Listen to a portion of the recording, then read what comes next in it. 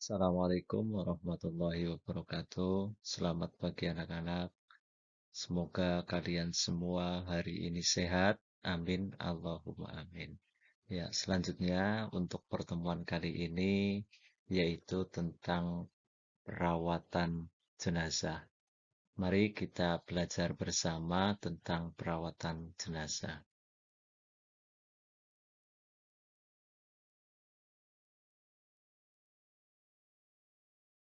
Sebelum ke materi, saya akan membacakan terlebih dahulu kompetensi dasar dan tujuan pembelajaran. Kompetensi dasarnya adalah yang pertama, menerapkan ketentuan syariat Islam dalam penyelenggaraan jenazah. Yang kedua, memahami pelaksanaan tata cara penyelenggaraan jenazah. Yang ketiga adalah memperagakan tata cara penyelenggaraan jenazah. Itulah kompetensi dasar yang akan kita bahas pada kesempatan kali ini. Untuk tujuan pembelajarannya, yaitu setelah mempelajari kegiatan ini, kalian semua diharapkan mempunyai kemampuan yang pertama menerapkan ketentuan syariat Islam dalam penyelenggaraan jenazah dengan tepat. Yang kedua, menjelaskan tata cara penyelenggaraan jenazah dengan tepat. Yang ketiga adalah memperagakan tata cara penyelenggaraan jenazah dengan tepat.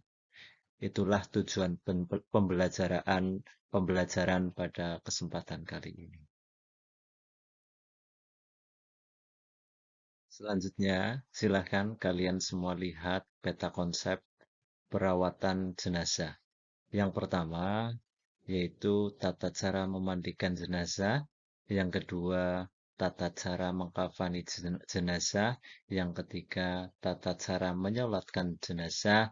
Yang keempat, tata cara menguburkan jenazah. Itulah peta konsep pada pembelajaran kali ini.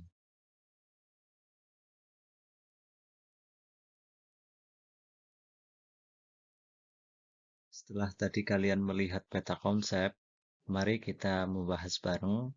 Yang pertama adalah memandikan jenazah.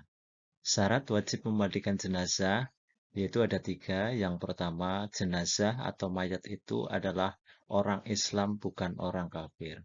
Yang kedua, didapati tubuh sekalipun hanya sebagian, walaupun hanya sedikit.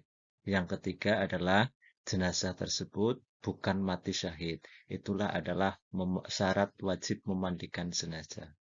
Terus kemudian yang selanjutnya yang berhak memandikan jenazah. Siapa saja yang memandikan jenazah? Yang pertama ada ketika jenazah laki-laki dimandikan oleh laki-laki, perempuan dimandikan oleh perempuan, orang lain jenis yang boleh memandikan adalah muhrim, suami atau istri. Yang kedua adalah yang lebih utama memandikan adalah keluarga terdekatnya. Yang ketiga, orang memandikan jenazah apabila mendapati cacat tubuh, jenazah itu tidak boleh menceritakan kepada orang lain. Dan yang keempat, apabila tidak mendapatkan orang yang sejenis, muhrim atau suami atau istri, maka mayat ditayamumkan.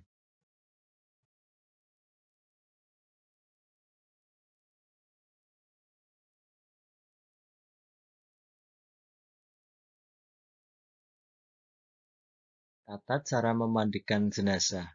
Yang pertama, dalam memandikan jenazah boleh niat atau tanpa niat.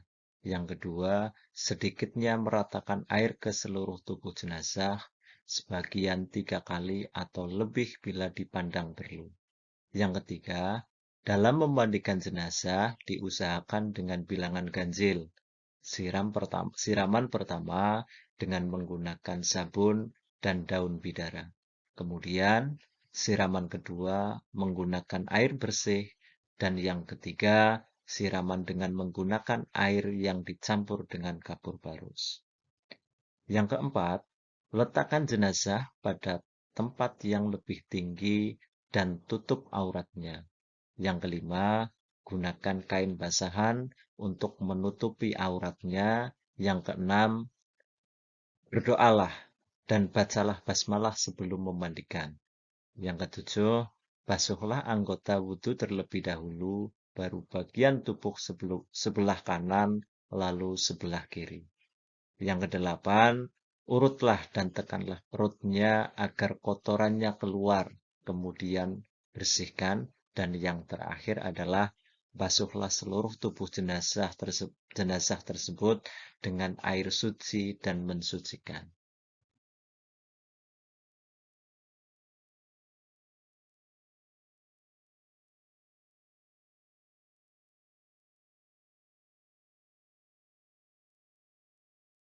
Mengkafani jenazah. Mengkafani jenazah baiknya menggunakan kain yang berwarna putih, seperti sabda Rasul yang disampaikan bahwasanya pakailah kamu sekalian dengan kainmu yang putih, karena sesungguhnya sebaik-baik pakaian adalah yang putih dan kafanilah jenazah dengan kain putih itu. Hadis riwayat Tirmidzi. Yang kedua, kain kafan sekurang-kurangnya satu lapis yang menutupi seluruh tubuh jenazah, tetapi disunatkan untuk laki-laki 3 lapis dengan rincian 2 helai kain untuk baju dan sarung, dan 1 helai untuk membungkus seluruh tubuh. Bagi perempuan, menggunakan 5 helai yang dipergunakan untuk baju, tutup kepala, kerudung atau cadar, dan 2 helai untuk pembungkus seluruh tubuh jenazah. Selanjutnya, apabila jenazah tersebut sedang melakukan haji atau umroh, maka tidak boleh diberi harum-haruman dan jangan pula diberi tutup kepala. Dan yang terakhir, kain kafan hendaknya bersih, baik bersifat maupun bahannya, dan tidak boleh berlebih-lebihan. Artinya, kain yang harganya mahal. Setelah tadi memandikan dan mengkafani jenazah, kemudian mensolatkan. Syarat menyolatkan jenazah, yang pertama, suci dari hadas dan najis, menutup aurat, bersih badan, pakaian dan tempat serta menghadap ke kiblat. Yang kedua, jenazah sudah dalam keadaan dimandikan dan dikafani. Yang ketiga, letak jenazah di sebelah kiblat orang yang mensolati, kecuali sholat gaib atau sholat jenazah di atas kuburan. Rukun sholat jenazah ada 7. Yang pertama, membaca niat. Yang kedua, berdiri jika mampu. Yang ketiga, membaca surat Al-Fatihah setelah takbir pertama.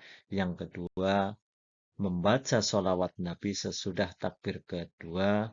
Yang selanjutnya, mendoakan jenazah setelah takbir ketiga. Yang keenam, mendoakan yang ditinggalkan setelah takbir keempat. Dan yang terakhir adalah salam. Inilah bacaan doa setelah takbir ketiga.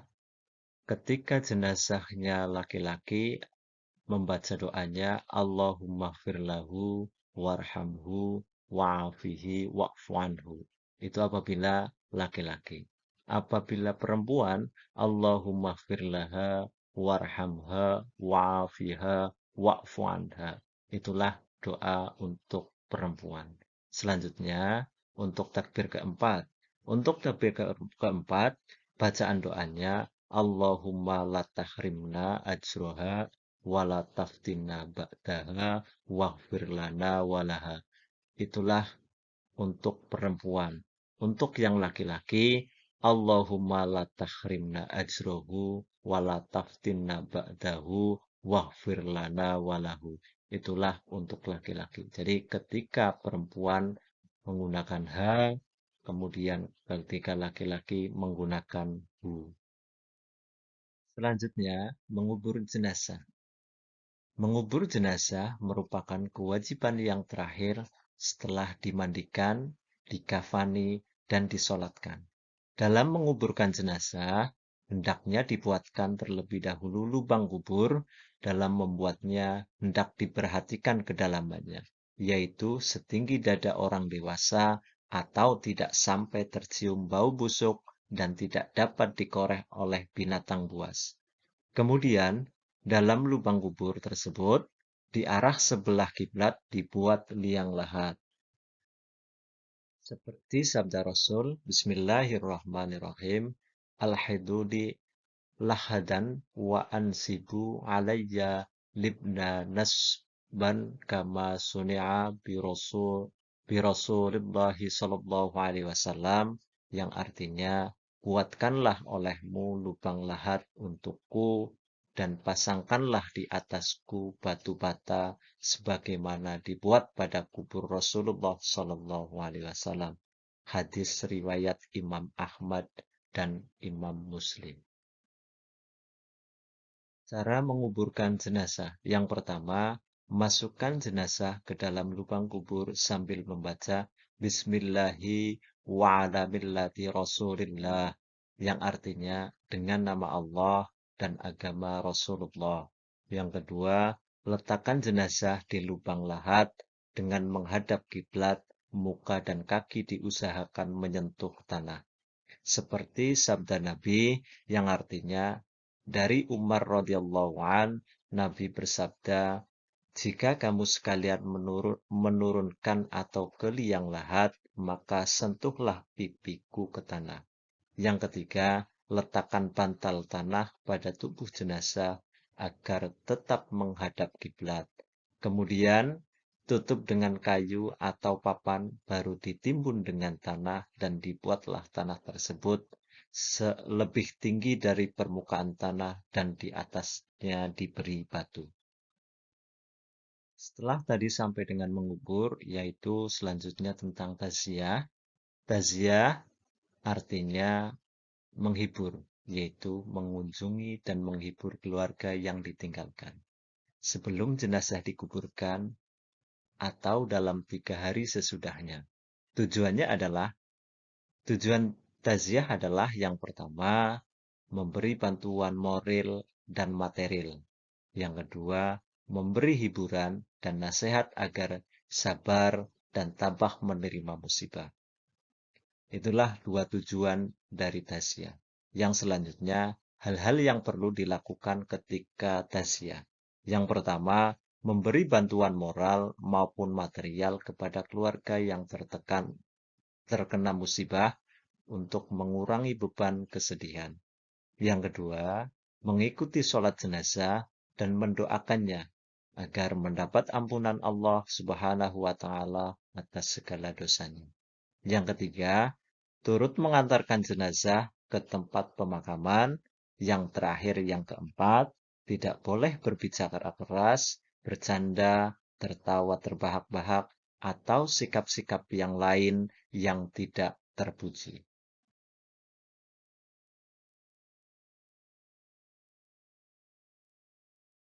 Setelah kalian mempelajari pelajaran dari awal sampai dengan akhir, yaitu tentang pemulasaran jenazah sampai dengan mengubur, setelah itu silahkan kalian praktikanlah dengan teman kelompok kalian semua tentang tata cara yang pertama memandikan jenazah, yang kedua mengkafani jenazah, yang ketiga mensolati jenazah, yang keempat adalah menguburkan jenazah. Itulah tugas buat kalian semua.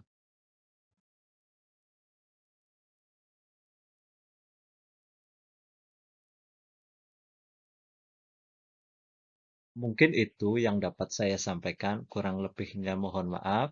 Silahkan kalian belajar, belajar, dan terus belajar. Selamat belajar, semoga kalian sukses dunia akhirat. Amin, Allahumma amin.